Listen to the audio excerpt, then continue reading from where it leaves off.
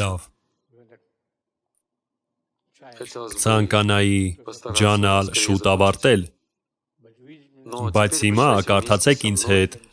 8 համար Երեմիայի 27-րդ գլխից։ Հուդայի թագավոր Հովսիայի որդի Հովակիմի թագավորության սկզբին այս խոսքը եղավ Երեմիային Տիրոջից. Այսպես ասաց ինձ Տերը, քեզ համար կապանքներ ու լուծ պատրաստիր և դրանք դիր քո պարանոցին, և նույնպիսի կուղարկիր Եդոմի թագավորին և Մովաբի թագավորին, և Ամոնի որդիների թագավորին, և Տյուրոսի թագավորին, և Սիդոնի թագավորին այն պատգամավորների միջոցով, որոնք Երուսաղեմ են եկել Հուդայի թագավոր Սեդեկիայի մոտ։ Սրանք Հուդայի թագավորության շուրջը գտնվող հարևան տարածքների թագավորներն էին։ Եվ երբ նրանք տեսան, որ այս տարածաշրջանը ուր որը ենթարկվելու է ներխուժման, ճիշտ ինչպես ներխուժումը Ուկրաինա, և մարդիկ սկսում են տեսնել ներխուժումը, հետո տեսնում են թռչող ինքնաթիռները, հետո սկսում են տեսնել մոտեցող տանկերը, հետո սկսում են լսել ընկնող ռումբերը, հետո սկսում են տեսնել փախչող մարդկանց, հետո սկսում են տեսնել, որ քաղաքի մի մասը վառվում է, որովհետև այդ ամենը տեղի է ունենում օրեցօր, և հաջորդ օրը, և հաջորդ օրը։ Եվ ահա, երբ նրանք տեսան, որ իրենց տարածաշրջան ուր որը ներխուժելու է Բաբելոնի թագավորը, նրանք որոշեցին. մենք չենք կարող դիմադրել նրանց առանձին, եկեք բոլորս գնանք Երուսաղեմ որպես մեր ազգերի գլուխներ,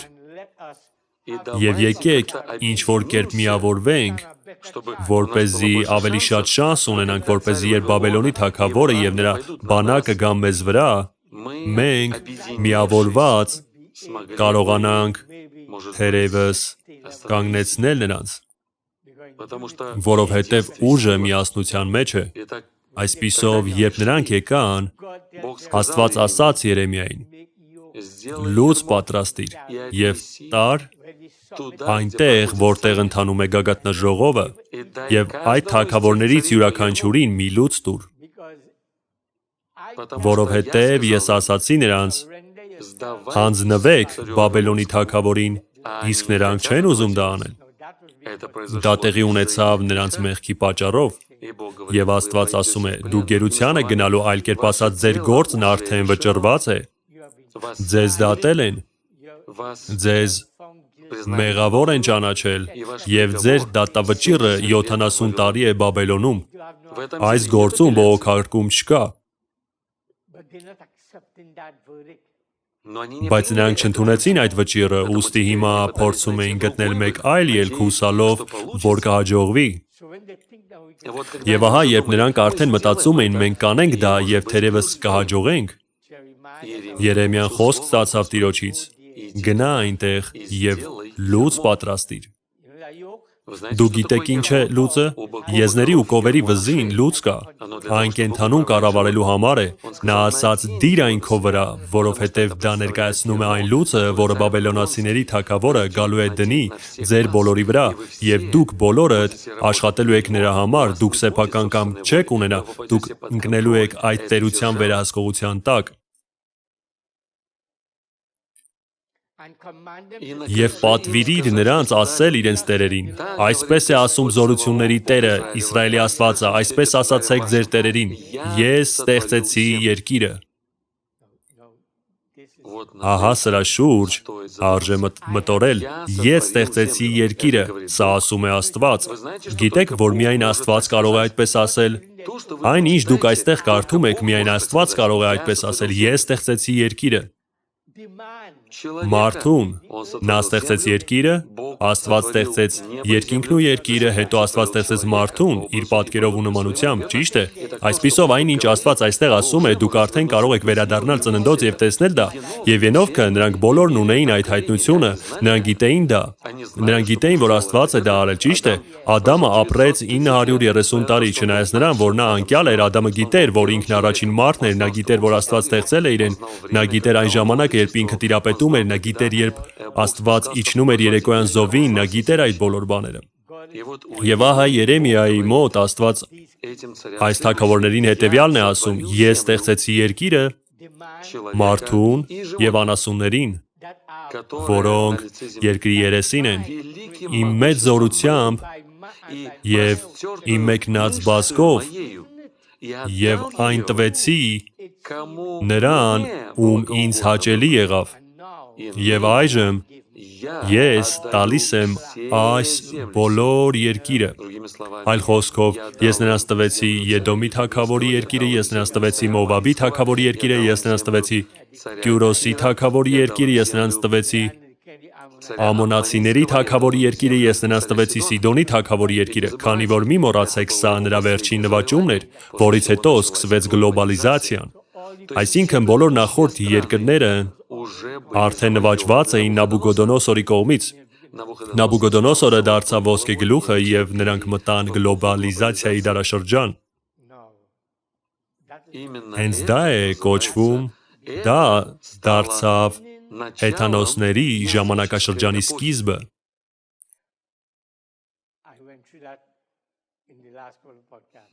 Ես անցնում էի վերջին երկու զրույցների ժամանակ հեթանոսների ժամանակաշրջանի սկիզբը այն է, երբ հեթանոսները սկսեցին իշխել Իսրայելի վրա։ Մինչ այդ ժամանակը Իսրայելը Աստծո համար ժողովուրդ էր, բայց նրանց մեղքերի եւ այլնի պատճառով Աստված այստեղ նրանց վրա լուծ դրեց իրենց մեղքերի համար եւ ասաց. դուք կվերադառնաք այս երկիր միայն 70 տարի հետո։ Նա ասաց. բայց դուք կվերադառնաք, դուք ինձ կփնտրեք ձեր ամբողջ սրտով եւ ես կգտնվեմ ձեր կողմից։ Եվ ես ձեզ հետ կբերեմ այստեղ եւ դուք կունենաք ակնկալվող ավարտ։ Բայց դա կլինի 70 տարի հետո, այնպես որ ամուր ձգեք ձեր գոտիները, պատրաստվեք 70 տարվան Բաբելոնում, դուք կլքեք ձեր երկիրը, որտեղ այս ամբողջ վայրը հիմնահատակ կայրվի եւ կհավասարվեցվի գետնին։ Ահա եւ վերջ։ Այսպիսով Երեմիան վեր է կենում եւ տանում է այս պատգամը։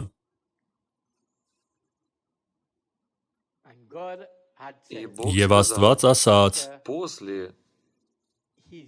այն խոսքերից հետո, թե ինքը ստեղծել է երկիրը մարդուն եւ գազաններին, նա ասաց. ես ստեղծեցի այս ամենը եւ տվեցի նրան, ում ինձ հաճելի եղավ։ Իսկ դա կարևոր է։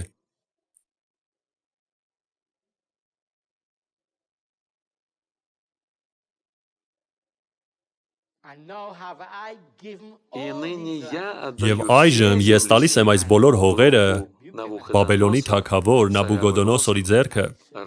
որն իմ ծառան է։ Այսպիսով մենք տեսնում ենք բաբելոնացիների թագավորին, որն արբեցրեց երկիրն իր բոլոր պղծություններով, որը նվաճեց եւ կողոպտեց, չէ՞ որ չմոռանանք, Բաբելոնի առաջին թագավորը Նեբրովթն էր, ճիշտ է, իսկ Նեբրովթից հետո շատ տարիներ անց մենք տեսնում ենք Նաբուկոդոնոսորին։ Եվ նա վերադարձրեց քաղաքի երբեմնի փառքը, եւ Նաբուկոդոնոսորը այն հասցրեց երկրի վրա այնպիսի բարձունքների, որ Բաբելոնը կախովի այգիները աշխարհի 7 հրաշալիքներից մեկն էր։ Այսպիսով, երբ մենք տեսնում ենք այս բաները, նա ասում է. այս ամենը ես տվեցի Բաբելոնի թագավոր Նաբուկոդոնոսորի ձեռքը, որն իմ ծառան է, իմ սպասավորը։ Գիտեք արդյոք, որ Ֆրանցիսկոսը Աստծո ծառան է։ Ֆրանցիսկոս Պապը։ Այս համատեքստում, այս կատեգորիայում Ֆրանցիսկոս Պապը Աստծո ծառա է։ Գիտեք, դա նման է նրան, երբ մարդն ունի ծառա։ Երբ ես քեզ ասում եմ ինչ-որ բան անել, դա արա դա, երբ ասում եմ չանել, դա մի արա։ Դա չի նշանակում, որ մենք ընկերներ ենք։ Հիսուսն ասաց. ես ձեզ ընկերներ եմ անվանում, եւ ոչ թե ծառաներ։ Նա ասաց, որտեվ ես ձեզ հայտնում եմ այն ամենը, ինչ ասում է ինձ Հայրը։ Այսպիսով մարդն իր գաղտնիքները կիսում է իր ընկերոջ հետ։ Կթաքցնեմ արդյոք իմ ընկեր Աբրահամից այն, ինչ ես մտադիր եմ անել, դա հենց ընկերն է, ծառան բոլորովին այլ բան է։ Նրանց մատնանշում են իրենց պարտականությունները և նրանք կատարում են դրանք։ Ես քեզ կասեմ, թե ինչպես եմ ուզում, և ես քեզ կասեմ, թե ինչի հույս ունեմ։ Ահա թե ինչ է նշանակում ծառա, այնպես որ այստեղ մի շփոթվեք ծառա տերմինի հետ։ Հասկանում եք։ Եվ նույնիսկ դաշտի գազաններին տալիս եմ նրան ծառայելու համար։ Ես նրան տվեցի բոլոր հողերը, դաշտային գազաններին, ես նրան տվեցի ամեն ինչ, և բոլոր ազգերը կծառայեն նրան և նրա որդուն, և նրա որդու որդուն։ Որսացի՞ք սա։ Աստված, ով երեխաներ է տալիս, ասում է, դու կիշխես այսքան ժամանակ, և քո որդու, դու որդի կունենաս, և քո որդին կփոխարինի քեզ, և քո որդին, դու չգիտես, թե երբ նա կմեռնի կամ որքան երկար նա կթագավորի, իսկ ես գիտեմ։ Այսպիսով, նա կունենա որդի, որը նույնպես կթագավորի։ Սա Աստծո կանխագիտությունն է։ Այսպիսով, դուք իմանում եք Դանիելի գրքից նաև այն մասին, որ Աստված ամեն ինչ կանխատեսել էր։ Ինչպես կարող էր Աստված տեսնել ամեն ինչ, սկսած ոսկե գլխից և վերջացրած երկաթից ու կավից ոտքերի մատներով, 4 հաջորդական հեթանոսական թագավորություններ ըստ կարգի,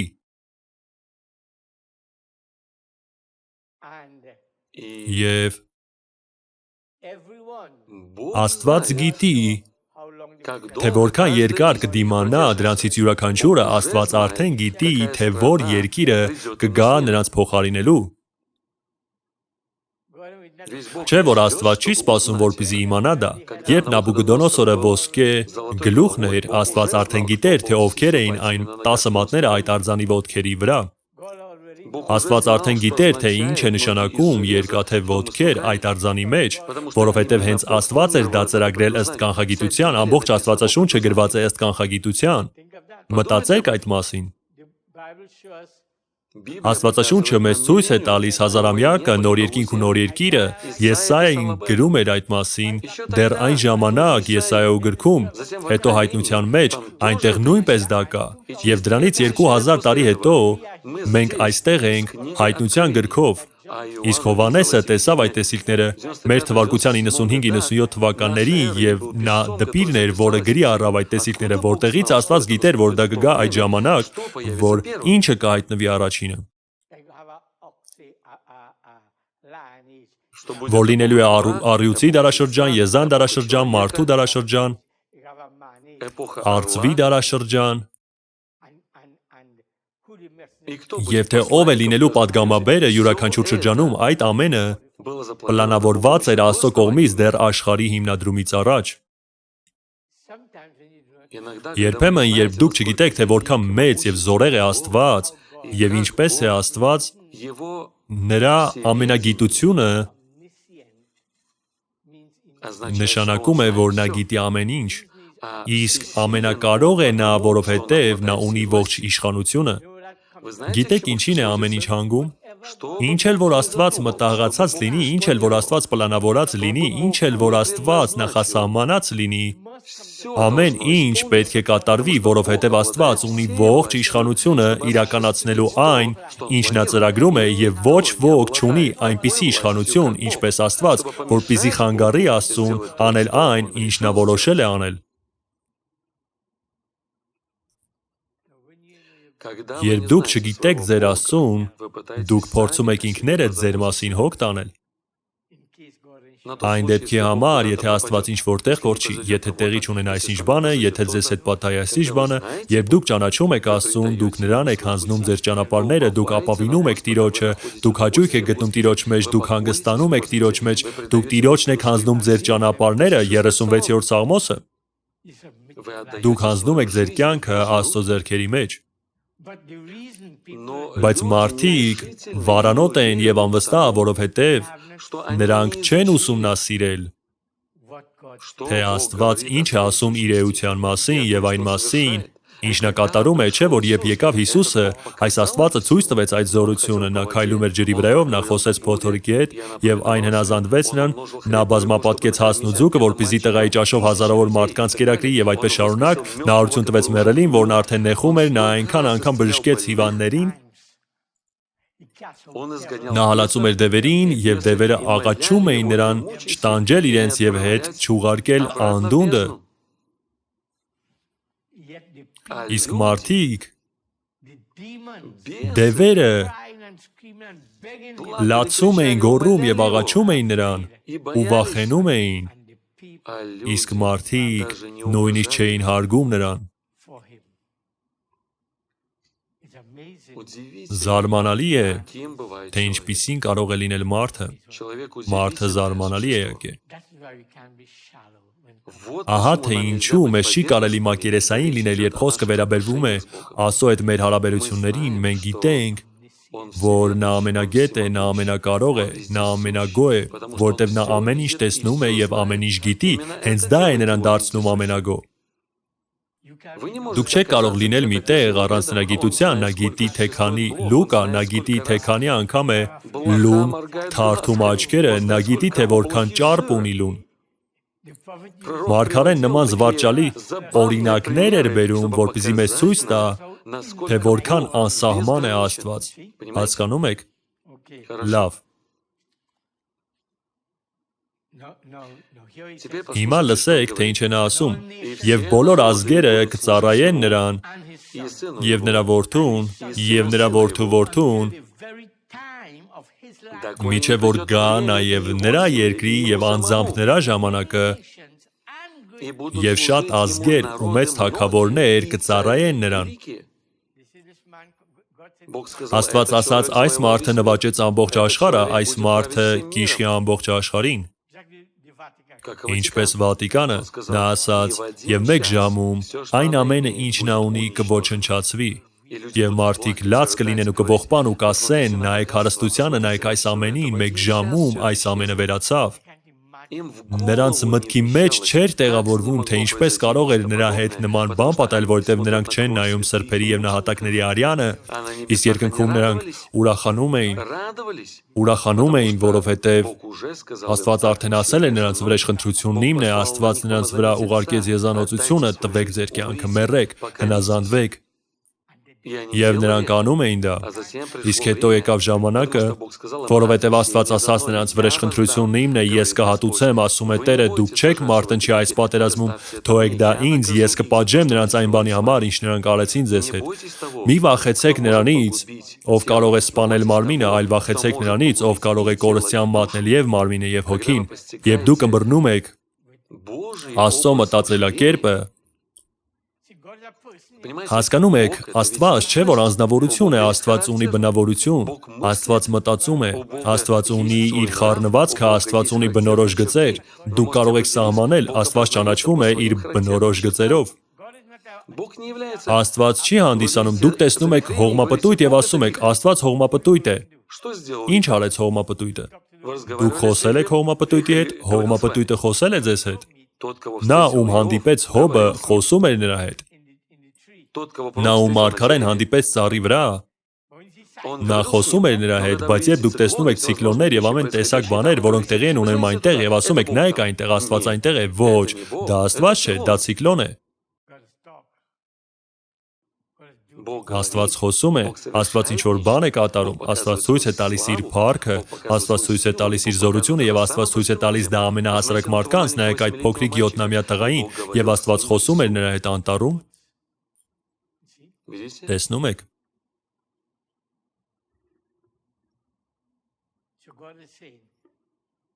Այսպիսով, Աստված ասում է, նա նվաճեց ամբողջ աշխարհը, բայց ես նրան կեր կդարձնեմ։ Ես նրան կեր կդարձնեմ։ Մեզ վախեցնում է ավազակախումբը։ Մեզ վախեցնում է մի մարդ, որն ատրճանակ է դրել մեր գլխին։ Կասեմ ձեզ այսպես, ամբողջ աշխարհը եւ նրանց բոլոր բանակները չեն կարող նույնիսկ Աստծո գլխի մի մազիկը շարժել եւ չեն կարող նրա մեջ ոչ մի գրամ վախ կամ կասկած առաջացնել։ Նրանք ոչինչ չեն կարող անել, որովհետև նայեք ինչ է ասում Աստված։ Նա ասում է. ես թույլ կտամ նրան նվաճել ամբողջ աշխարհը, իսկ հետո ես նրան կեր կդարձնեմ այլ ազգերի համար, եւ նրանք կսնվեն նրանով այնպես, ինչպես նա էր սնվում ուրիշներով, այլ խոսքով հենց այն, ինչ նա սերմանել է, մի խաբվեք, Աստված չի ծաղրվում, նա հետո կհնձի նույնը։ Երբ դուք տեսնում եք Աստծո միտքը, երբ տեսնում եք Աստծո իմաստությունը եւ զորությունը, կառավարելու այս տիեզերքը, այսինքն, հիշեք, 5-րդ փողի ներքո դուրս եկան 200 միլիոն գերբնական դևեր։ Եվ երբ Աստված գալիս է, նրանք բոլորը փախչում են Ուրպատահի։ Երբ այդ դևերը տեսնում էին Հիսուսին, նրանք հասկանում էին, ոչ, սա սովորական քայլվածք չէ, նրա մեջ ինչ-որ բան կա, նրանից այնպիսի թրթիռ էր գալիս։ Նրանք ասում են, ոչ, սա ամենևին էլ հասարակ մարդ չէ, նրանք ասում են, Հիսուս, խնդրում ենք, մի տանջիր մեզ, խնդրում ենք, փոխանակ նրա, նա վախենար, նրանք էին գոռում։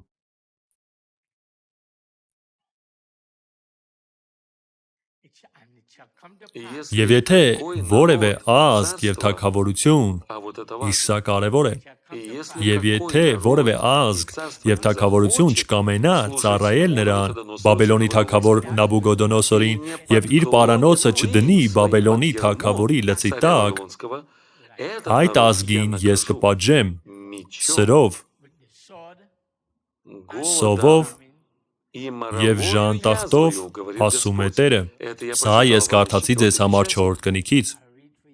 Ես կարդում էի ձեզ համար 4-րդ կնիքից, նրանց իշխանություն տրվեց սպանելու սրով, սովով եւ ժանտախտով։ Եվ ինքն Աստված այստեղ ասում է. ես նրանց կպատժեմ սրով, սովով եւ ժանտախտով։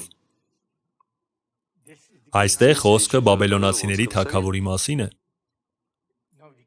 Բաբելոնի թագավորը, որին մենք տեսնում ենք ներկա ժամանակում, դա խորհուրդ Բաբելոնն է։ Եկեք սևեռենք մեր ուշադրությունը նրա վրա։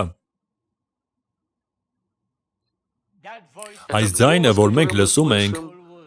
սպառնում է ամբողջ աշխարհին, վախեցնում է ամբողջ աշխարհը։ Եվ օրենք է հանդիսանում ինքն իր համար, ու ոչ մի երկիր չի կարող կանգնեցնել նրանց։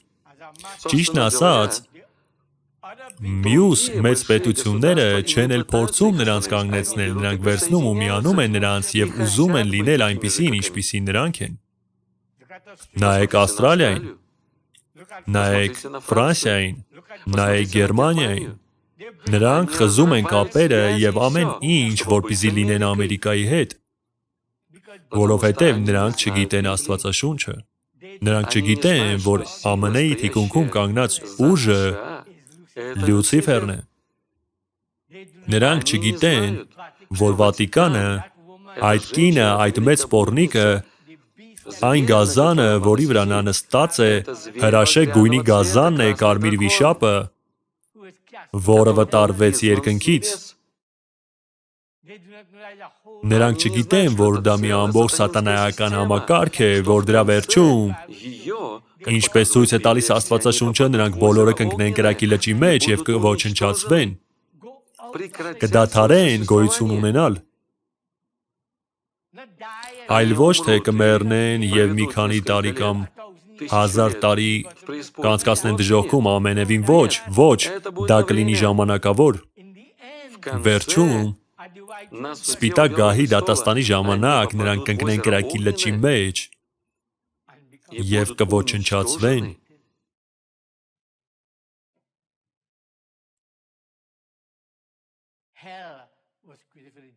Դժոխքը ստեղծվել էր սատանայի եւ նրա հրեշտակների համար։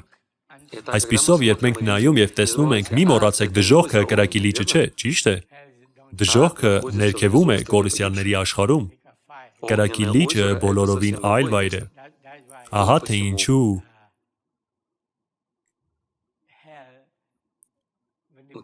երբ մարգարեն իջավ դժոխք,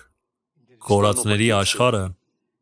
Նա տեսավ, թե ինչպես է այդ ամենը բարձրանում այստեղ եւ ասաց. դժողքը հիմա երկրի վրա է, դժողքը ստեղծվում է երկրի վրա, հասկանում եք։ Կրակի լիճը պետք է ոչնչացնի այն ամենը, ինչն արդեն ծառայել է իր նպատակին Աստծո ծրագրում։ Ի նկատի ունեցեք, Աստված պետք է դևեր ունենար, Աստված պետք է որոշակի տեսակի դևերի որոշակի իշխանություն տար, որպեսզի նրանք որոշակի բաներ անեին իր զավակների հետ։ Աստված թույլ է տալիս սատանային գալ ու պատժել եւ օգտագործում է նրանց, որպեսզի որդուն վերադարձնի իր տեղը, դստերը իր տեղը եւ այդպես շարունակ Աստված օգտագործում է դա, Աստված օգտագործում է մտրակը, Աստված կարող է վարվել տարբեր ձևերով։ Այսպիսով, երբ մենք դա դիտարկում ենք, դուք հասկանում եք, որ պետք է չի կարելի ուղղակի լինել, երբ Աստված արդարադատություն է անում երկրի վրա։ Դուք կարծում եք, երբ Աստված հետևում էր, թե ինչպես էր Նաբուգոդոնոսորը սպանում եւ գերի վերցնում, միջ ողջ աշխարհը չհնազանդվեց նրան եւ որոշում էր, հասկանում եք, թե ով կընկնի կրակե հնոցը, ով կընկնի առույցների գուբը, կամ ինչպես մարդը, եւ նրանք կարծում են, թե իշխանություն ունեն երկրի վրա բոլորի կյանքի նկատմամբ։ Իսկ Դանիելի 4 գլխում Աստված ցույց տվեց նրան. Դու կարծում ես, թե իշխանություն ունես, որովհետև նա ասաց, նայիր այս Բաբելոնին, որը ես կառուցեցի, իսկ Աստված ասաց, նրան երազ տվեց, նա տեսավ դատաստանը երկնքում, նա տեսավ պահապաններին եւ սրբերին, դատական համակարգը երկնքում եւ քննվում էր նրա գործը, իսկ երազում նրան խորհրդանշում էր ծառը եւ երբ պահապանները նստած քննում էին ապացույցները, նրանք ասացին կտրեք այդ ծառը, բայց արմատը թողեք, եւ 7 ժամանակ հետո, այսինքն 7 տարի, այն նորից կաճի։ Եվ երբ նա տեսավ դա երազում, սարսափեց, նա դիմեց Դանիելին, բացատրիր ինձ այս երազը, Դանիելն ասաց, ծառը դու ես, Աստված օրհնել է քեզ եւ քեզ մեծ է դարձել, բայց դու հպարտացել ես ու ամբարտավան դարձել, եւ դրա համար Աստված պետք է խոնարհեցնի քեզ։ Նա ասաց, բայց եթե դու արագ ապաշխարես, Աստված կարող է ողորմել քեզ։ Նա ասաց, ուղղակի խոնարհվիր եւ հեզությամբ քայլիր Աստծո առջև։ Դրանից մի քանի օր հետո նա նորից վեր կացավ եւ նայեց Բաբելոնին ու նորից հպարտացավ եւ ասաց. այս ամենը ինձ է պատկանում։ Եվ քանի դեռ նա այդպես էր մտածում, մեկ էլ հանկարծ նա խելագարվեց եւ հիվանդությունը հարվածեց նրան, նա նույնիսկ չէր կարողանում քնել իր մահաճակալում, նա դուրս էր գալիս խոտերի վրա, գիշերը դուրս էր գալիս ցողի վրա, եւ եղունգները սկսեցին աճել ճանկերի պես եւ այդ ամենը նա այնտեղ դարձավ գազանի պես, սողում էր շուրջ բոլորը։ Իսկ դա այն թագավորն էր, որը մի քանի օր առաջ կանգնած էր այնտեղ այնպիսի տեսքով, եւ երբ նա վերադարձավ, նա հայտարարեց թագավորության մեջ եւ ասաց. Դանիելի Աստվածն է Աստվածը։ Նա ասաց. Եվ բոլոր մարդիկ պետք է երկրպագեն այս Աստծուն եւ խոնարհվեն այս Աստծո առջև եւ այդպես շարունակ, որտեւ նա պատժվեց այդ 7 տարիներին եւ կրեց նվաստացում։ Աստված ասաց. ես դա արեցի, որպեսզի դուք իմանաք, որ ես եմ կառավարում մարդկանց գործերը, ես եմ Աստվածը, ով թագավոր է նշանակում եւ գահազրկում է նրան։ Ես ինքս եմ որոշում, կլինես թագավոր, թե կլինես մուրացկան, կլինես հարուստ մարդ, թե աղքատ, ես ինքս եմ որոշում դա, ես եմ որոշում, թե երբ կմեռնես, ինչպես կմեռնես, բժիշկը կարող է ասել ձեզ, դե դու չես մեռնի այսինչ ձևով, ոչ։ Աստված ասում է, նախքան այսօր երեկոյան դու կվերադառնաս, դու կմեռնես ավտովթարից։ Միայն Աստված գիտի։ Աստված ինքն է այդ ամենը որոշում։ Եվ կկիսվի դրանով, եթե պատճառ ունենա կիսվելու։ Նա պարտավոր չէ ոչ մի բանով կիսվել, որովհետև նա Աստված է, Նա ասաց. ես ստեղծեցի երկիրը, ես ստեղծեցի մարդուն, ես ստեղծեցի ամեն մի ծառ, ես ստեղծեցի ամեն մի գազան, ես այդ ամենը տվեցի այս թագավորին, Նաբուկոդոնոսորին։ Նա ասաց. Սեդեկիա, դու իմ թագավորն ես, դու Հուդայի թագավորն ես, բայց նայիր ինչպես ես ապրում, նայիր, ես քեզ գերության եմ ուղարկում, դու կվերցվես, քո երկու աչքերը կհանեն, քո երկու որդիներին կսպանեն քո աչքի առաջ, և դու կգնաս այնտեղ, որտեղ դու չկարողացար լինել իմ ներկայացուցիչը, ինչպես որ հարկն է։ Աստված մեզանից ակնկալիք ունի։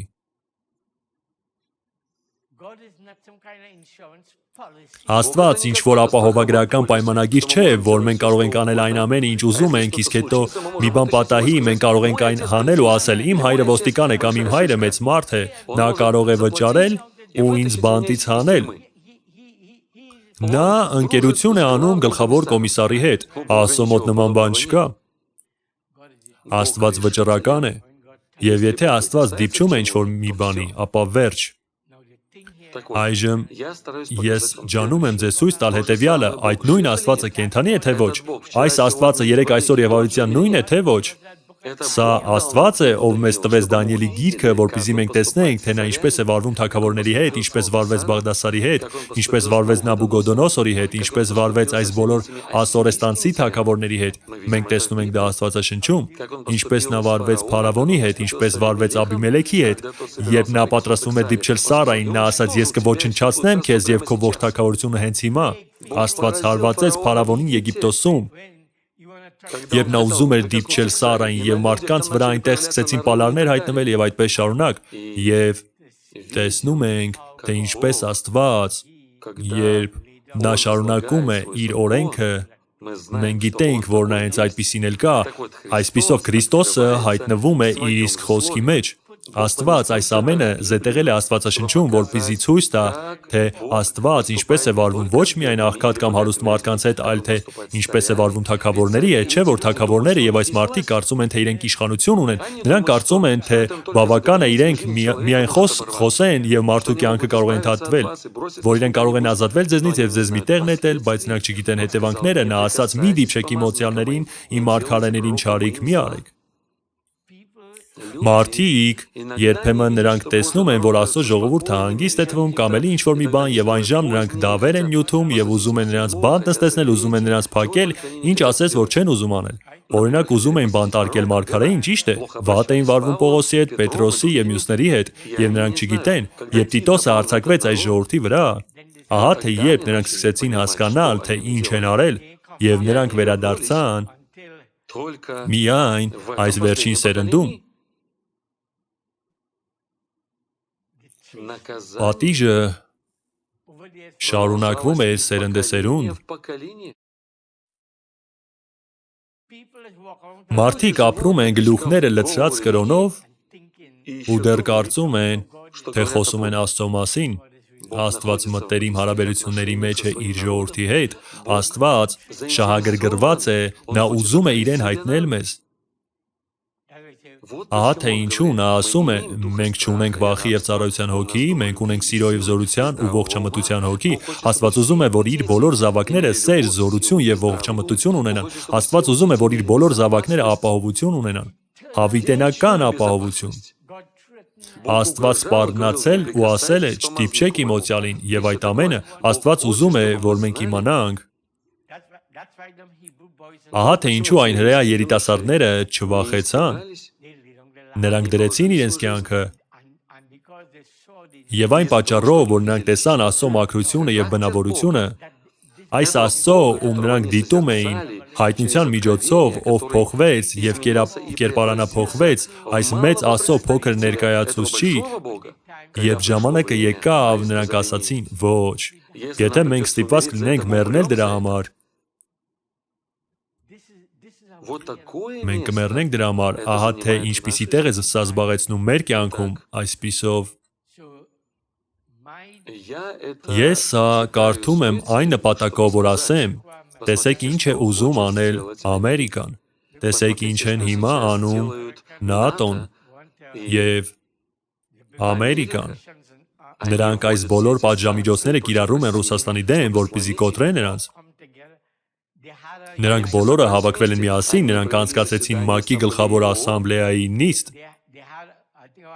Նրանք ունեն ինձ թվում է 191, այն ժամանակ 200-ից պակաս էին և 191 երկիր հանդես եկավ Ռուսաստանի դեմ։ Ինչպես դա կարող է լինել, եթե մեջբերվում է միջազգային իրավունքը և ասվում, ոչ, նրանք պայմանագիր ունեն, որ իրենք այստեղ չեն մտնելու։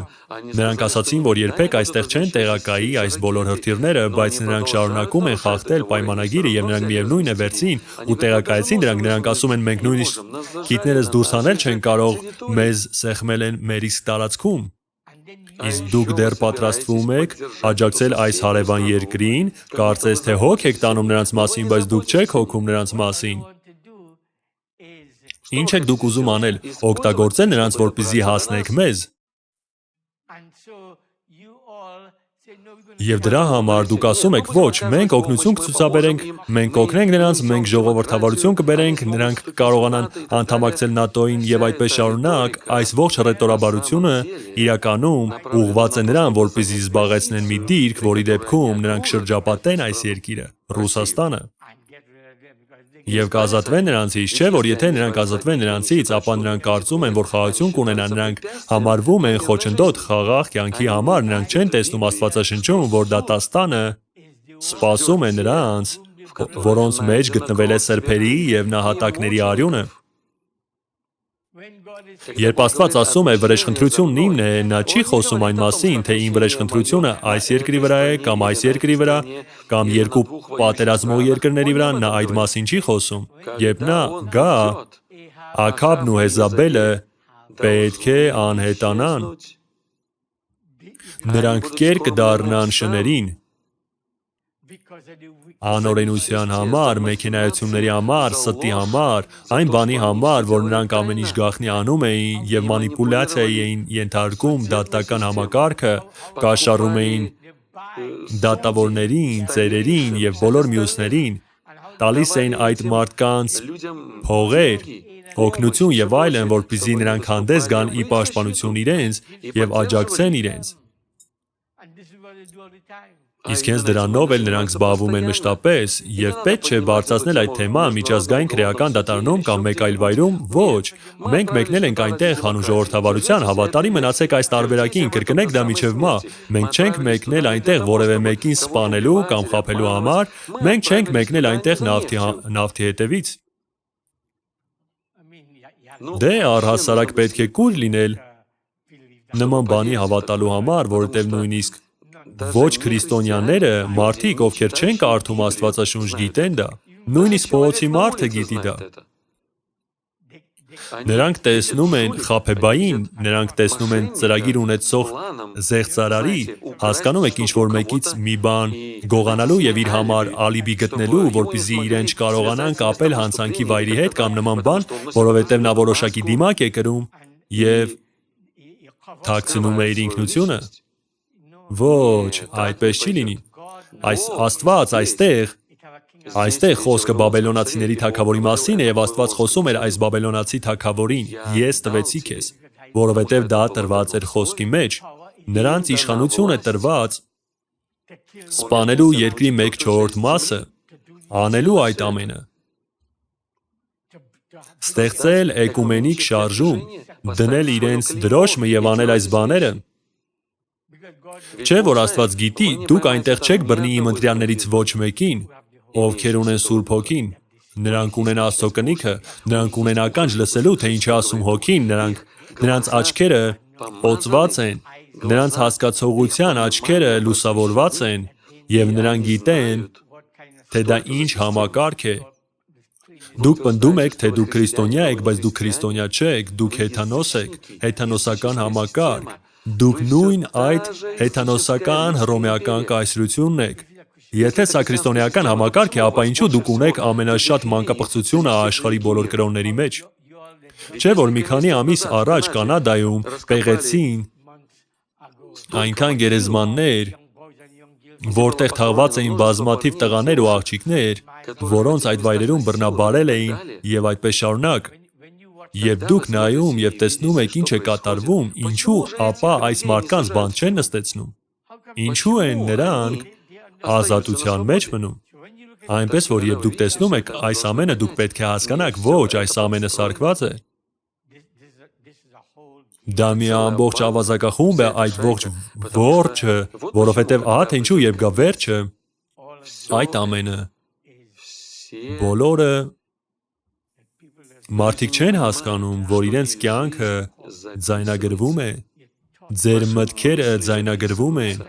ահա թե ինչու Մարգարեն կարող էր սիլքներ տեսնել, ահա թե ինչու նա կարող էր հետ գնալ եւ ասել 25 տարի առաջ տիկին այսինչ եւ այսինչ ձևով ես տեսնում եմ ձեզ ավտովթարի մեջ եւ դուք դարձաք այսպիսին, ինչպես նա տեսավ դա 25 տարի առաջ, այնտեղ ֆայլ կա եւ նա ասաց այո, դա ճիշտ է, դա ճիշտ է։ Նա ասաց դուք այնքան շատ վիրահատություններ եք ունեցել եւ նա նկարագրեց բժշկին, նա ասաց թիկնեղ տղամարդ եւ դա տեղի էր ունենում այսինչ եւ այսինչ ձևով, դուք կարծում եք որ կմեռնեք միգուցե վիրահատության ժամանակ, բայց Աստված ձեզ անցկացրեց դրա միջոցով եւ այդպես շարունակ, նա պատասխանեց այո, դա ճիշտ է։ Հարց է առաջանում ինչպես դու դա տեսար, որտեղից Հիսուսը գիտեր, թե ինչ էր անում կինը ջրհորի մոտ, ինչպես նա կարող էր տեսնել, թե որտեղ են կապել այն էշին, որի վրա նա պետք է մտներ Երուսաղեմ, որպեսզի կատարվեր Զաքարիայի մարգարեությունը, թագավորը գալիս է հեզ ու խոնարհ էշի քուռակի վրա նստած, որտեղ Աստված այդ ամենը դասավորել էր։ Ահա թե ինչու այս հարցը դուրս է գալիս եւ այդպես շարունակ եւ այն ինչ մենք անելու ենք, մեզ պետք չէ փորձել անել դա մենք չենք, մենք ոչինչ չենք անում։ Ինչ էլ որ արվի, դա Աստծո հոգին է իր ժողովրդի մեջ անում դա, նրանց միջոցով դա Քրիստոսն է գլուխը, ով գործում է մարմնի միջոցով։ Հասկանում եք, հաճախ հենց այստեղ էլ մարդիկ մոլորվում են, նրանք ասում են, երբ դուք տեսնեք, թե մենք ինչպես ենք դա անելու, երբ դուք տեսնեք, որ զորությունը կիջնի մեզ վրա, միթե այն դեռ չի եկել։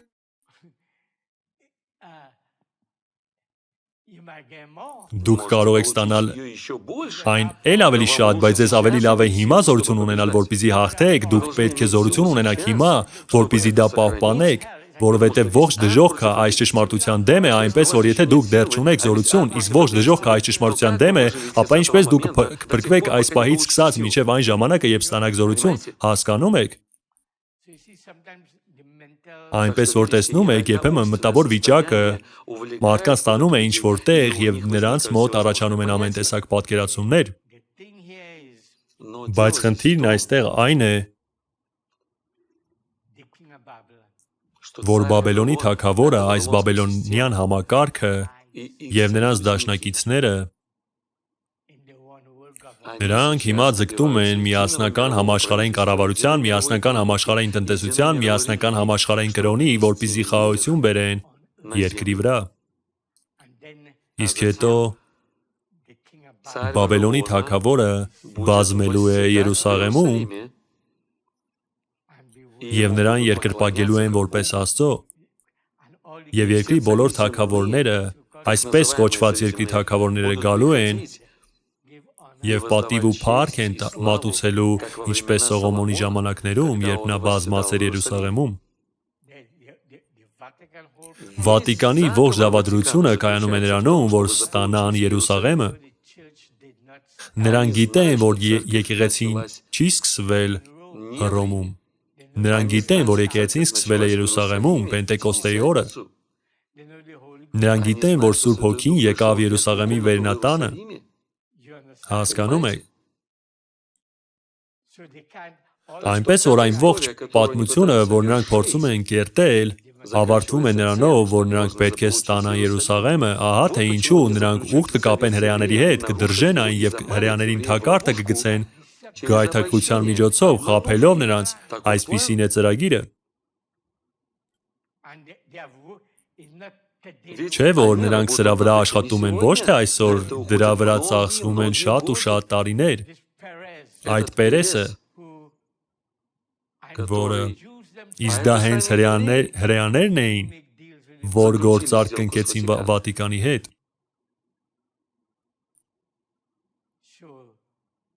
որպեսզի ազդեցություն ունենան։ Ահա թե ինչու, երբ մարդիկ խոսում են հրեաների մասին եւ նրանց մոտ ինչ-որ սուրբ զգացում է առաջանում հրեաների մասին խոսելիս, եղբայր Բրաունն ասաց, ոչ թե Wall Street-ի խաբեբաների այս հավաքածուն, ոչ նրանք։ Նա ասաց, կան իսկական հրեաներ 144,000-ը, որոնք կարճած կմնան մարգարեների խոսքին, նա ասաց, այս 144,000-ը կգան եւ կընդունեն նույն ջրի մկրտությունը, նույն հոգու մկրտությունը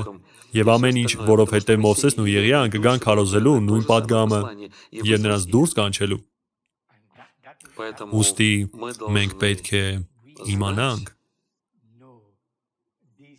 որ այդ ամենը անպայման եւ անխուսափելիորեն կիրականանա, բայց այս սցենարը, որն այժմ խաղարկվում է գլոբալ վերահսկողության համար, սկզբում ինչ էր, պանդեմիա, ժանտախտ, հիմա դա սուրն է։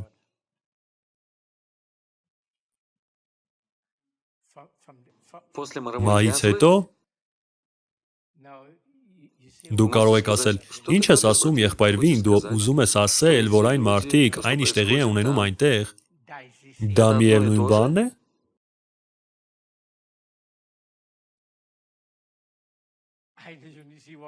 Ես տեսնում եմ միայն մեկ բան, դա պետք է լինի միևնույնը։ Միևնույն բանը։ Ինչու են նրանք բոլորը նույն բանն ասում։ Ինչու են նրանք բոլորը միավորվում եւ աջակցում միմյանց, թեև նրանք խոսում են միջազգային իրավունքի դեմ, որը գոյություն ունի գրավոր տեսքով, որպեսզի անեն այն, ինչ անում են, ինչու է ՄԱԿ-ի ասամբլեան նստած տեսնում այս ամենը եւ այս ամենը տեղի է ունենում, կարծես դա բնականon է։ Եվ ոչ ոք դա հարցականի տակ չի դնում։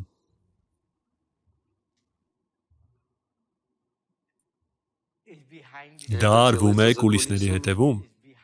Դա կուլիսների հետևում է։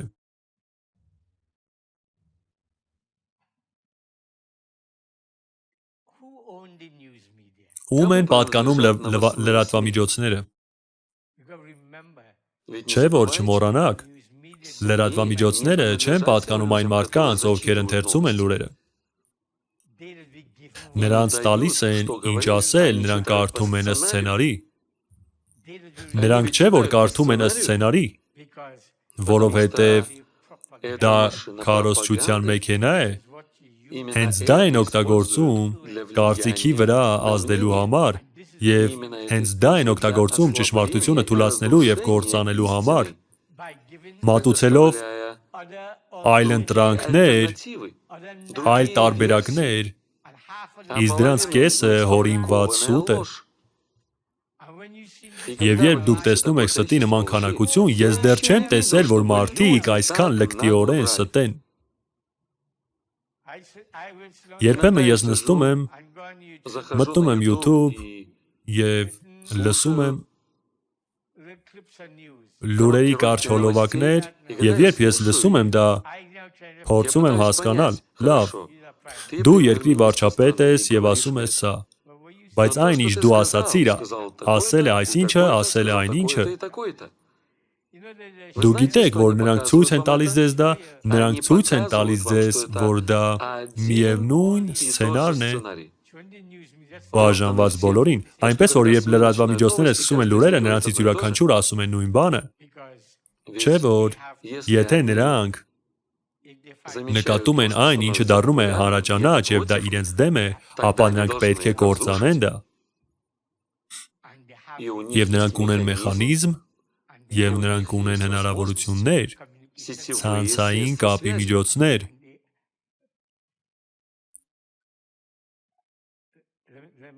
Թույլ տվեք ավարտեմ։ Սրանով ես կավարտեմ այսօրվա համար, ես ուղղակի ուզում եմ ձեզ համար մի բան կարդալ այնտեղ։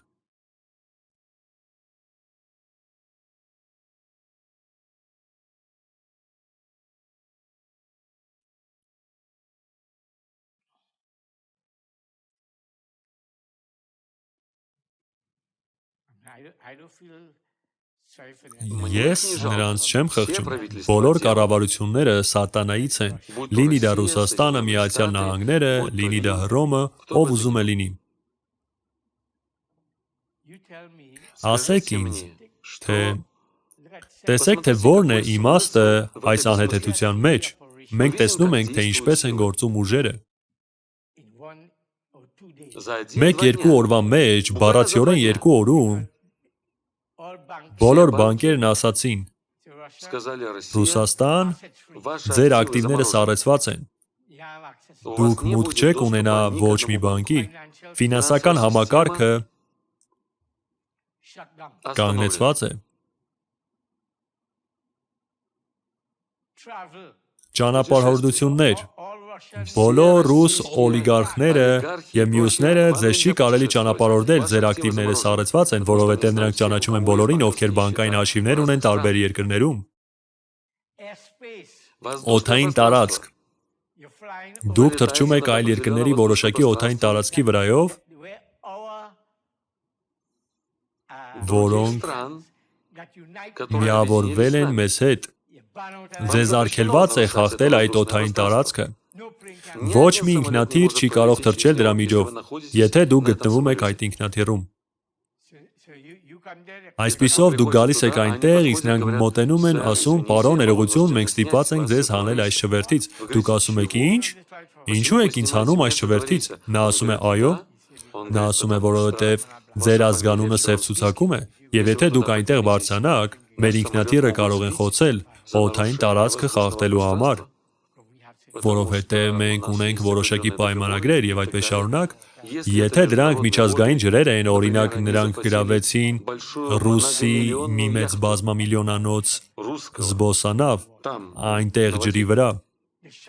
նրանք փակեցին, ոչ մի ռուս չի կարող խաղալ ֆուտբոլ առաջիկա աշխարհի առաջնությանը, ոչ մեկը, ամեն ինչ փակեցին։ Քանի օր տևեց դա։ Ով կազմեց ցուցակը, որպեսզի կանգնեցնի նրանց ողջ գործունեությունը, եւ ով այդքան արագ այդ ամենը փակեց, ով է այդքան հնազանդ, որ ուժն է այնքան հզոր, որ մենք չենք տեսնում։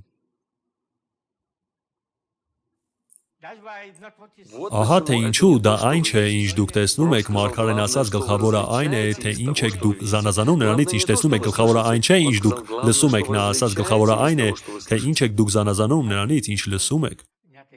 Ուստի դուք պետք է ուշադիր լսեք եւ ուշադիր ուսումնասիրեք։ Եվրոպական միությունը փակեց օդային տարածքը ռուսների համար, ստեղծեցին ոչ թռիչքային գոտիներ, ԱՄՆ-ն եւ ՆԱՏՕ-ի երկրները կալանք են դնում հարուստ ռուսների ակտիվների վրա, փակեցին RT Ռուսաստանն այսօր լրատվական ալիքը, մի հսկայական լրատվական ցանց, երբեմն լավագույն լուրերը հաղորդում են RT ալիքով, այն փակեցին եւ նրանք չեն կարող աշխատել։ Apple-ը եւ մյուսները պետք է հանդես գան այն գաղափարով, որ եթե դուք Facebook-ում ռուս ունեք եւ այլն, դուք պետք է առանձնանաք այդ բոլոր բաներից, այն ամենի վրա, ինչ կապված է Ռուսաստանի հետ, ճնշում է գործադրվում։ Դե մենք խնդիրներ ենք ունեցել նման մարդկանց հետ Տրինիդադում իմ դատավարության պատճառով։ Իմ քրեական գործը կսկսենք քննել առաջիկա մի քանի օրվա ընթացքում։ Դուք հասկանում եք։ Այսպիսով, երբ տեսնում եք, որ մարդիկ մնում են ստվերում, որպեսզի իրենք չերևան, ինձ համար դա նույնքան իրական է, որքան առաջ, իսկ ես ինչ եմ արել, ես ոչինչ չեմ արել, նրանք ապացույցներ չունեն, նրանք չեն կարող ոչինչ գտնել իմ դեմ, եւ միևնույն է, ինչերի ասես, որ ես չեմ ենթարկվում։ Եվ ամեն անգամ, երբ նրանք ուզում են գրել իմ մասին թերթերում, նրանց միայն պետք է ասել, նրա մասին մի բան հորինեք,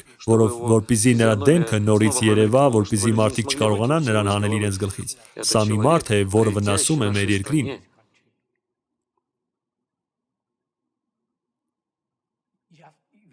Մենք պետք է հասկանանք այս շրջանը։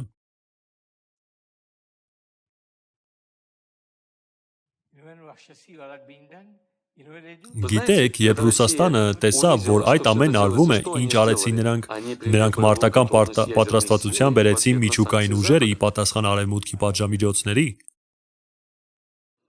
Այլ խոսքով, դուք մեզ շատ ուժեղ եք հրում։ Դուք անմիտ բաներ եք անում։ Ինչ կապ ունի Դա Ռուսաստանի մի քանի ակումբների հետ։ Այնտեղ երիտասարդ տղաները ֆուտբոլ են խաղում եւ այլն, եւ նրանք ունեն ինչ-որ հովանավոր, իսկ հիմա ոչ ոք չի կարող խաղալ, դուք ամեն ինչ վերահսկում եք։ Նրանք չեն կարող ընդգրկվել ոչ մի լիգայի մեջ, ոչ մի կողմ չի ուզում խաղալ ռուսների հետ։ Ով է այդքան հզոր, հիմա դուք տեսնում եք, թե ով է տիրապետում FIFA-ին։ Դուք հասկանում եք, հիմա դուք տեսնում եք, թե ով է տիրապետում խոշորագույն ավիաընկերություններին, հիմա դուք տեսնում եք, թե ով է իրական ուժը, որը կանգնած է բոլոր բանկերի թիկունքում։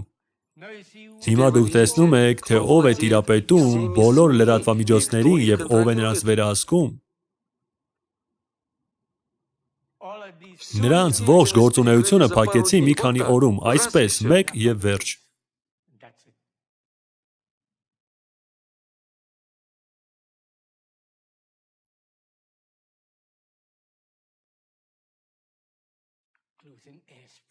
Հակեցին օդային տարածքը եւ մնացած ամեն ինչը, կապեցին նրանց գետնին, նրանց չի կարելի թռչել։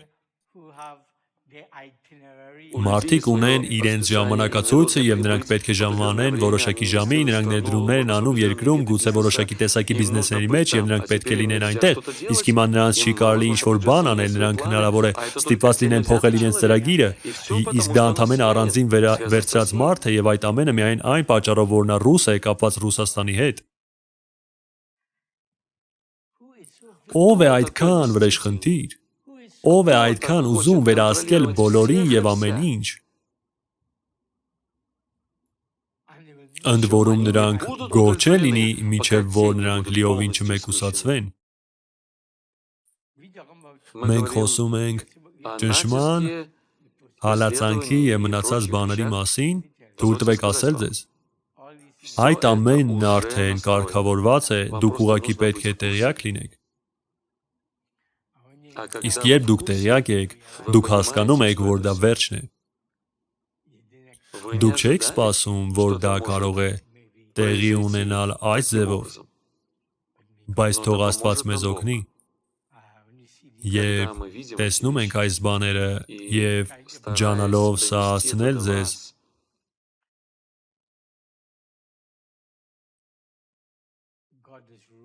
Աստված է թագավորում, ահա թե ինչ եմ ուզում ասել, Աստված է իշխում մարդկանց գործերում, այնինչ Աստված արեց Նաբուգոդոնոսորի հետ, ինչ Աստված արեց Բաղդասարի հետ, ես ժամանակ չունեի, ես պետք է բացեի եւս մի քանի տեղ եւ ցես ցույց տայի, որ Դանիելն ասում է, Աստված բարձրացնում է թագավորին եւ կհազրկում նրանց, Աստված ասաց Բաղդասարին, դու կշռվեցիր կշեռքի վրա եւ թեթև գտնվեցիր։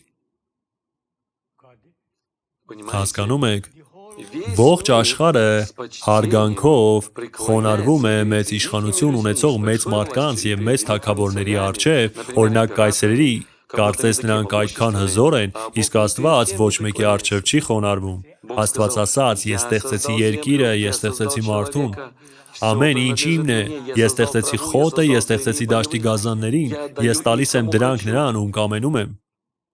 Եթե ես դրանք տամ սրան, ապա կասեմ, որ դրանք նրա մոտ կլինեն այսքան ժամանակ։ Նա ասաց, դու կծառայես, դու եւ քո որդին, իսկ հետո քո որդու որդին, հետո ես քեզ կկերակրեմ ուրիշներին։ Աստծո մոտ արդեն գրված էր այդ մարդու եւ ապագա սերունդների կյանքը։ Ահա թե ինչպես էր դա։ Տեսեք, մենք ապրում ենք վերջին օրերում, միթե մենք չենք ժառանգում հայրերի օրհնությունը։ Չէ՞ որ սիրտը դարձավ դեպի հայրերի հավատը, Եղիան եկավ, որպեսզի որդիների սրտերը հետ դարձնի։ Եվ մեզ կվերադառնա արտասանված խոսքը, որը նրանք չէին ստացել դարերի ընթացքում, եւ հավատը այս մարմինը փոխելու եւ անմահություն հագնելու ու գերեզման չիջնելու համար։ Քանի որ նրանք չարչարվեցին եւ մեռան խոսքի համար, տեսեք, թե ինչպիսի օրհնություն է գալիս մեզ։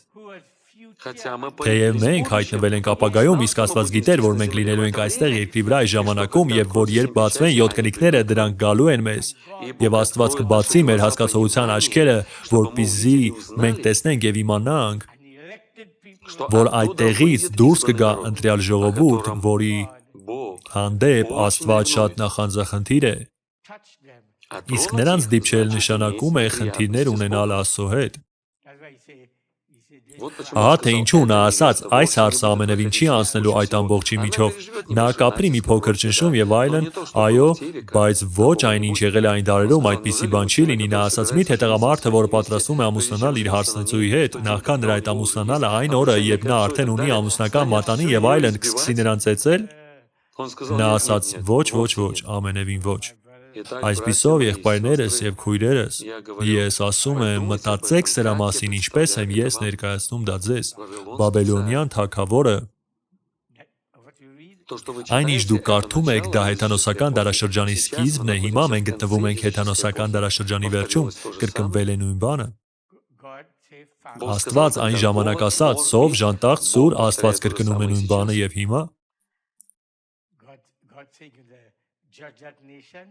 Աստված այն ժամանակ ասաց, որ նա կդատի այդ ժողովրդին, հիմա նույն բանն է։ Հայտնություն գրքում ցույց է տրված, որ 1 ժամում այդ վայրը կոչնչացվի։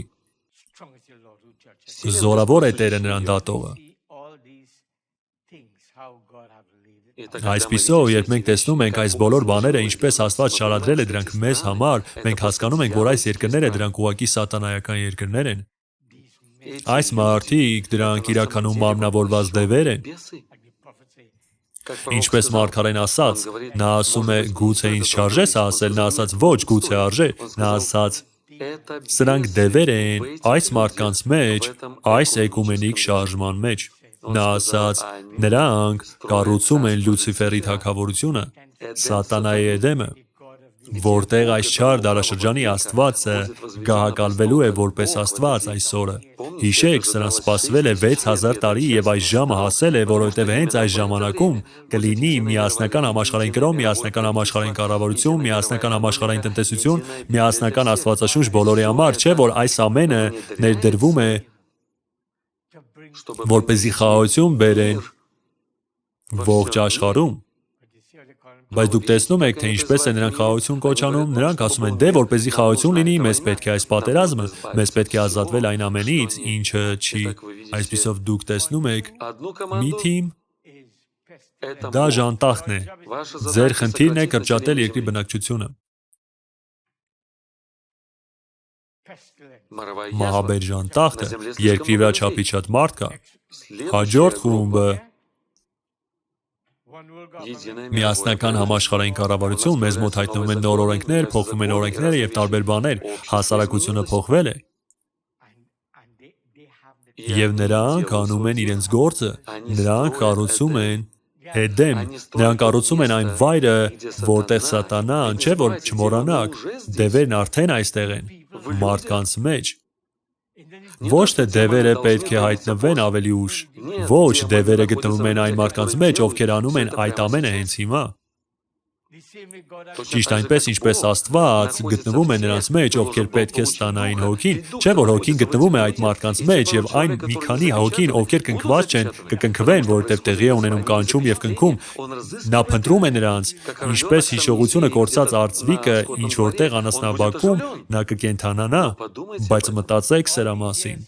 Այսքան տարի է անցել, Մարգարեի հեռանալուց հետո մոտավորապես 60 տարի եւ միթե Աստված չի կարող գտնել մարդկանց, որոնց նա ուզում է կնքել երկրի վրա։ Այդ դեպքում ինչպես է ավետարանը տարածվելու ողջ երկրով մեկ, չէ՞ որ կա տեխնոլոգիա, այն տարածելու համար եւ այն տարածվել է տարբեր ձևերով երկար տարիների ընթացքում եւ սպասավորները մեկնում են տարբեր վայրեր, ուր ուղարկում էր Աստված տանելով պատգամը, ճիշտ ինչպես Պետրոսը, Պողոսը եւ մյուսները տանում էին այն, նստում էին նավի վրա, նստում էին ինքնաթիռում ժամերով, երբեմն 14-15 ժամ, թռչում էին դեպի նշանակված վայրը, ուժասպառ, գիշերում էին օդանավակայանում, ճամփորդում էին եւ այդպես շարունակ, թեր սնվում էին, իսկ հետո հայտնվում էին որոշակի երկրներում, ինչպիսիք են Մալավի, Զամբիա եւ նմանատիպ վայրերում, ուր շատ դժվար է գնալ եւ տանել ավետարանը։ Այո, այսպիսի բաներ։ Այնպես որ թող Աստված պահի ձեզ։ Դուք պետք է նայեք լուրերը, դուք պետք է հետևեք լուրերին, չէ՞ որ այն ինչ դուք այնտեղ կհետևեք, այնտեղ ցույց են տրվում արքայության երկրները։ Ռուսաստանը ամեն օր լուրերում, Ռուսաստանն է ամեն օր ԱՄՆ-ն ինչ որ բան է ասում, ամեն օր ՆԱՏՕ-ն։ Սրանք այն ուժերն են, որոնք շարժում են աշխարհը դեպի Արմագեդոն։ Երկրորդ վայը անցավ, ահա շուտով գալիս է երրորդ վայը։ Իսկ երրորդ վայը դրանք երկրի թագավորներն են, իսկ կան նաև արևելքի թագավորներ։ Դա մի այլ դաշինք է։ Դրանք արդեն երկրի թագավորները չեն, այլ արևելքի թագավորները, որոնք գտնվում են 6-րդ բաժակի տակ։ Այնտեղ կան այնպիսի բաներ, որոնցով ես ուզում եմ կիսվել ձեզ հետ, որոնք ես արդեն անցել եմ անցյալում, բայց դրանք այնպիսի բաներ են, ձեր 90%-ը հավանաբար երբեք չի պահել եւ չի հիշել նման բաները, որպեսզի հասկանա դրանք, այնպես որ երբ այդ ամենը տեղի է ունենում, դա նման է։ Ինչ վերաբերում է ուսմունքին, ապա այդ թեմաները մենք նույնպես մանրամասն ուսումնասիրել ենք, եթե ես հիմա փորձեմ նորից մատուցել այդպիսի ուսմունք, ես արդեն չեմ կարողանա այդպես կրկնել մատուցել այնպես, ինչպես սովորեցնում էի այն ժամանակ, որտեղ հոգին այդ կերպ էր տալիս այդ ամենը։ Բայց գիտեք, հաճելի է տեսնել ձեզնից ոմանց ուղի եթերում, եւ դուք նույնպես կարող եք տեսնել մեզ, եւ այդպես ավելի լավ է, մենք ստիպված չենք սպասել մինչև վերջ, որպեսզի տեսնել ուսումնկարը եւ ասենք, օ, նրանք կապի մեջ են, ես գիտեի, որ նրանք կապի մեջ են, բայց մենք տեսնում ենք ձեզնից ոմանց եւ մենք շատ ենք գնահատում դա, որովհետեւ ստացվում է արդեն փոխադարձ կոնտակտ։ Իսկ երբ կա արդեն փոխադարձ կոնտակտ եւ դուք կապի մեջ եք ու դուք նստած եք եւ լսում եք, հասկանում եք, իսկ դա նշանակում է, որ քանի դեռ դուք կապի մեջ եք, դուք աղոթում եք ձեր սրտում, այլապես դուք հոգնում եք, դուք կարող եք վեր կենալ, գնալ եւ ինչ որտեղ գնալ եւ մինչեւ երեկոյի վերջ մենք ձեզ այդպես էլ չենք տեսնի, բայց դուք նստած եք հիմա այնտեղ, որովհետեւ դուք օգնում եք ստեղծել այդ հավատը եւ այդ մթնոլորտը, որպեսզի հասնենք այս խոսքը այնպես, որ այն հասկանալի լինի բոլորիս։ Չէ՞ որ այս հարցում շատ մարդիկ հիասթափված կլինեն, որովհետև նրանք չգիտեն, թե ինչ է կատարվում իրականում։ Եթե մարդիկ չեն հասկանում, որ այնտեղ Նաբուգոդոնոսորի բանակն էր, եթե նրանք չեն հասկանում, որ դա առաջին տեղափոխությունն էր Բաբելոն, երբ գնացին Եզեկիելը եւ մյուսները, ավելի ուշ գնացին Դանիելը եւ մյուսները, նրանք չէ որ ունեցել են 3 տեղափոխություն, երբ մարդկանց տեղափոխում էին Բաբելոն, որտեղ նրանք սիստեմատիկաբար այրում էին այդ վայրը, տաճարը, պալատները եւ այլն, միջև որ չկոտրեցին հենց ժողովրդի ուժը։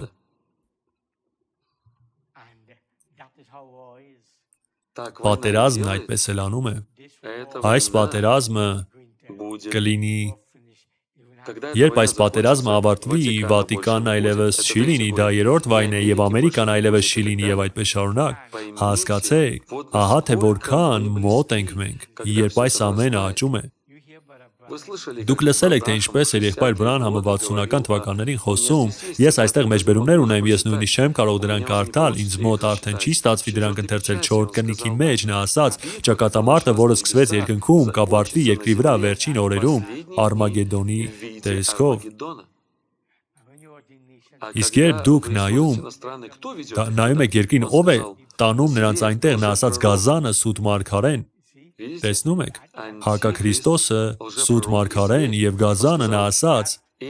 այս 3 ստախոս ոգիները դևերի ուսմունքներ են, ֆաշիզմ, նացիզմ եւ կոմունիզմ, նա ասաց, նրանք իրենց հետևից քաշում են մարդկանց։ Հովելի գիրքը ցույց է տալիս, որ դա նրանց կբերի Հովսապատի ձորը, որպեսզի Աստված դատի նրանց։ Այնպես որ երբ մենք տեսնում ենք այս բաները, թե ինչպես է ամեն ինչ գլորվում ներքև, մենք պետք է իմանանք, որ այն, ինչ մենք տեսնում ենք հեռու-հեռվում, գտնվում է արդեն այստեղ, մոտենալով ավելի ու ավելի շատ, եւ ուստի ես թվում եմ որոշ պատժամիջոցներ եւ այն, ինչ նրանք անում են, որպեսզի ցույց տան, որ դա խաղ չէ, նրանք լի են վճռականությամբ ազատվել ընդդիմությունից։ Իսկ երբ դուք տեսնում եք մնացած երկրները, որոնք հավասարվում են կաթոլիկ եկեղեցուն, դուք հասկանում եք, թե որքան մեծ է այս էկումենիկ շարժումը։ 191 երկրի մոտ 200-ից ավելի երկրներից կանգնել է նրանց կողքին, իսկ այս շարժման ղեկավարը ձեզ չեն ցուցադրում այս շարժման ղեկավարին, նրանք ասում են ՄԱԿ, Եվրոպական միություն, դա Հռոմի Պապն է, դա ծովն է, որի մեջ գտնվում է Գազանը։ Դա նա է, Այս բոլոր տերությունները եւ ժողովուրդները գտնվում են նրա վերահսկողության տակ, դա կաթոլիկ կառավարման ձևն է, եւ ուստի երկրի գազանը եւ ծովի գազանը, ծովը Եվրոպան է, որտեղից հայտնվեց առաջին գազանը, երկրի գազանը Ամերիկան է, որտեղ քիչ մարդիկ կային, որտեղ առաջացավ նոր լույսը։ Դա չբացահայտված երկիր էր, չկար ոչ մի քարտեզ այդ վայրերի, ոչ արևմտյան, ոչ արևելյան աշխարհում չկար այդ վայրերի քարտեզը։ Դրանք բացահայտված չէին, երբ դրանք բացահայտեցին, այն ժամանակ մարդիկ հասկացան, որ նրանք կարող են մեկնել նոր երկիր, ուստի նրանք փախչում էին հալածանքներից, որպեսզի մեկնեն այնտեղ։ Եվ այն նույն մարդիկ, ովքեր գնացին այնտեղ, վերցեցին ու վերադարձրին կաթոլիկ համակարգը, քվեարկեցին դրա օգտին եւ այսօր Ամերիկան կաթոլիկ երկիր է։ Ոչ թե բողոքական, այլ կաթոլիկ երկիր։ Եվ ուստի մենք տեսնում ենք այն, ինչ տեսնում ենք։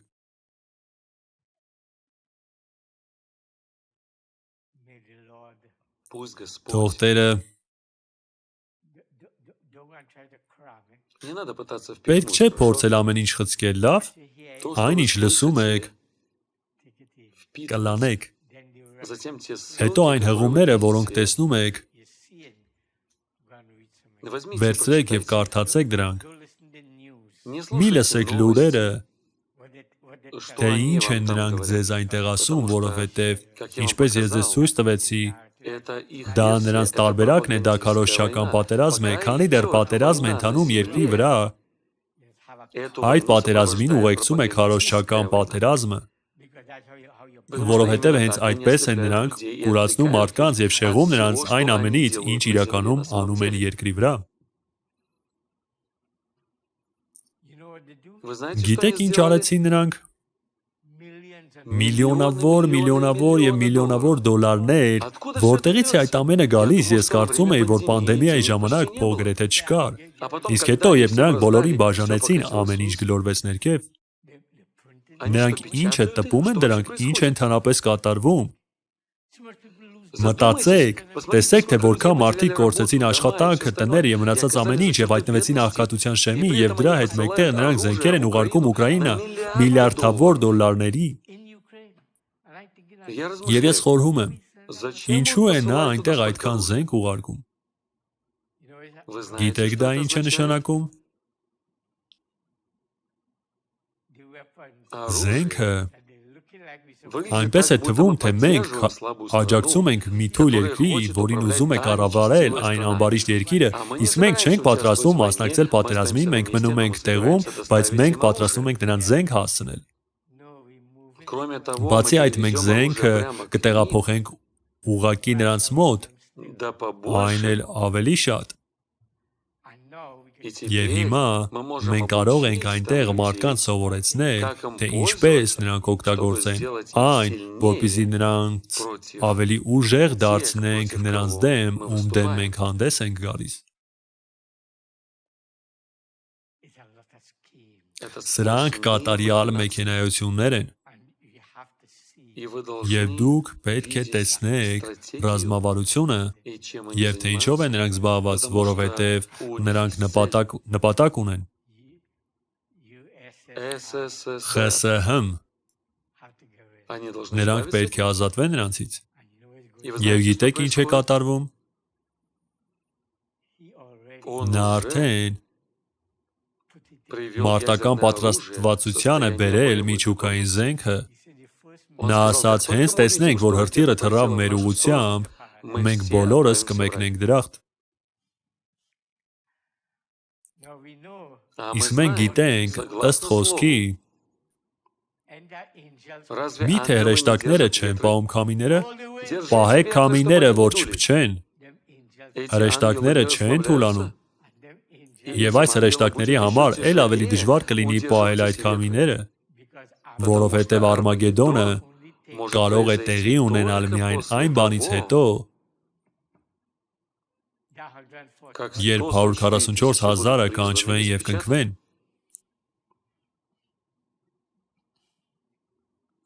Հեթանոսների մոտ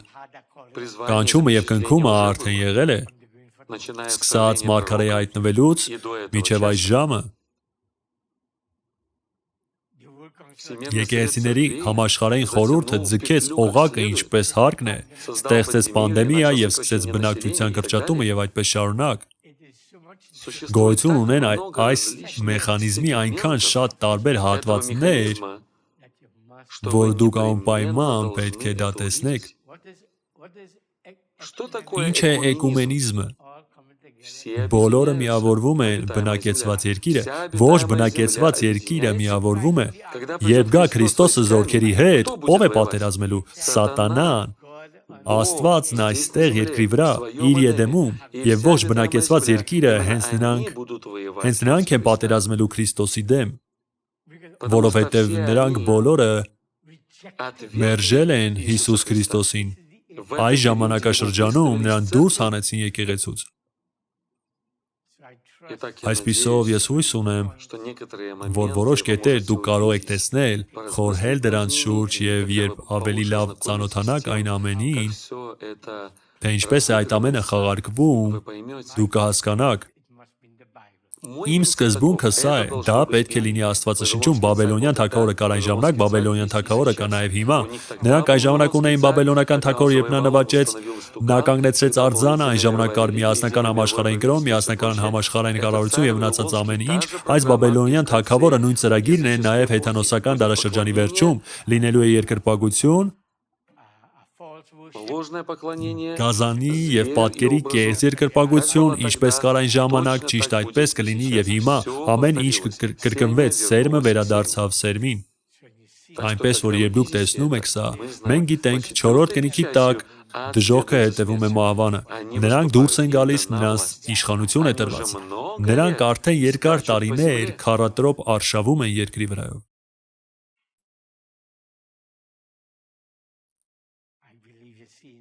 Ես կարծում եմ, որ դուք տեսնում եք սա, ես կարծում եմ, որ հնարավոր է սրանից հետո դուք քիչ հնարավորություն կունենաք տեսնելու այս ամենը, ես համարում եմ, որ հիմա հենց ժամանակն է որսալու այս բաները, պահելու դրանք ձեր սրտում, խորհելու դրանց շուրջ եւ օգտագործելու ձեր աստվածահաճո ազդեցությունը, որպեսզի օգնեք եւ քաջալերեք ոմանց, որպեսզի ել ավելի ներգրավվեք նրանց Տիրոջ ներկայության մեջ, որպեսզի նրանք կարողանան զգայուն լինել։ Ոչ թե այն հրեաների նման, ովքեր ասում են, եկեք վազենք դեպի տաճարը, եկեք վազենք դեպի տաճարը, այնտեղ ապահով է, իսկ Տիտոսը շրջապատեց տաճարը բոլոր կողմերից եւ ոչնչացրեց նրանց։ Հիսուսն ասաց նրանց. «Մի մնացեք Երուսաղեմում, թող ձեր փախուստը չլինի ձմռանը»։ Կամ շաբաթ օրը հեռացեք, հենց տեսնեք զորքերի մոտենալը, հեռացեք այստեղից։ Եղեք զգոն, թույլ մի տվեք, որ որևէ բան պահի ձեզ վերջին րոպեին։ Եղեք զգայուն հոգու ներգործության նկատմամբ։ Ամեն ինչ Աստվածաշնչում կրկնվում է։ Արեգակի տակ նոր բան չկա։ Իսկ երբ դուք կարողանաք գտնել զուգահեռներ, երբ դուք կարողանաք տեսնել դա, ձեր համար ավելի հեշտ կլինի։ Եվ ես ցույց կտամ ձեզ, ես դեռ կնստեի այստեղ եւ դեռ երկար կխոսեի, որովհետեւ հասկանում եք ամեն անգամ, երբ ես սկսում եմ ինչ-որ բան ասել կամ զգում եմ, որ պետք է կանգ առնել, ինձ թվում է, որ ես պետք է ել ավելի լավ օգնեմ ձեզ, որովհետեւ ես ինքս ինձ ասում եմ, իսկ նրանք բոլորը ինձ հասկանում են, բայց ես հույս ունեմ, որ դուք ինձ հասկանում եք, չէ՞ որ ես ինքս ստիպված եմ լինում վերցնել ու վերալսել զրույցը։ Գլխի հետ կապված խնդիրի պատճառով, գիտեք, ես շատ եմ պայքարել։ Ինչպես է դա կոչվում ճառագայթման հետ։